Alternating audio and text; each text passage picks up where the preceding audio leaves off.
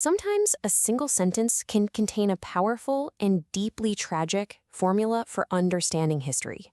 Today, we're going to deconstruct one of those sentences, and you'll see how it reveals a terrifyingly repeatable pattern. Let's dive in.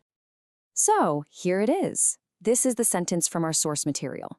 It's making a really stark and direct argument, isn't it?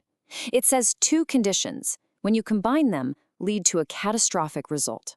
By breaking this down piece by piece, we're not just analyzing history, we're learning to recognize a warning sign for the future. All right, so if this is a formula, where does it start? What's the first ingredient? Well, according to our source, the very foundation of this pattern is the concept of oppression. So what does that word really mean, oppression? It's not just a single bad act. It's a state of being. It's a prolonged system of unjust control. We're talking about a deep-seated power imbalance, this constant systemic pressure that just builds and builds, creating a truly dangerous environment.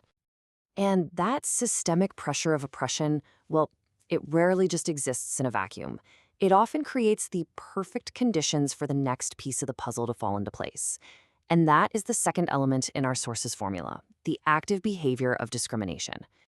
Okay, so if oppression is the system of control, discrimination is the action. This is where prejudice gets put into practice. It's the actual unjust treatment of people based on who they are. It's the tangible, active expression of that power imbalance we were just talking about. And this is such a crucial distinction. These terms are not interchangeable. Oppression is the overarching condition, like the dark clouds gathering on the horizon. Discrimination, on the other hand, is the lightning strike. It's the specific act of harm. One creates the climate, the other is the devastating storm that follows. So what happens when that climate of oppression combines with the actions of discrimination? Our source argues that it can lead to the most devastating outcome imaginable. The result named in the source is genocide. And the key words to focus on in this definition are deliberate and aim of destroying. This isn't an accident. It's not a side effect. It is a calculated, intentional effort to eliminate an entire group of people. It's the final, horrific conclusion to this pattern. So you can see the step-by-step progression, right? The source is laying out a causal chain for us. First, a system of oppression puts one group over another. Second, this system makes it possible to turn prejudice into acts of discrimination. And third, this path can ultimately lead to the attempt to destroy that group entirely. Now that we understand the formula in theory, let's look at how the source text applies it to two of the most significant tragedies of the 20th century. See, the source doesn't just leave this as an abstract theory. It anchors the formula in two specific historical events, the Armenian Genocide during World War I and the Holocaust during World War II. And what's critical is that it presents these not as two isolated tragedies, but as two devastating outcomes of the very same destructive pattern. And this is where the source's argument becomes just chillingly clear.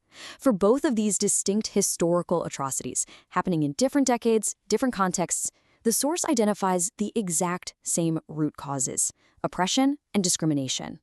The claim is as powerful as it is sobering. So, what do we take away from all this? This single sentence isn't just a historical observation. By identifying a repeating pattern like this, it serves as an urgent and absolutely timeless warning. Which leaves us with a final and critical question. If this formula is real, if oppression is the climate and discrimination is the storm, then understanding it isn't just academic, it's a survival tool. The source forces us to ask, what is our responsibility to see this pattern forming and to break the chain before it can ever be completed again?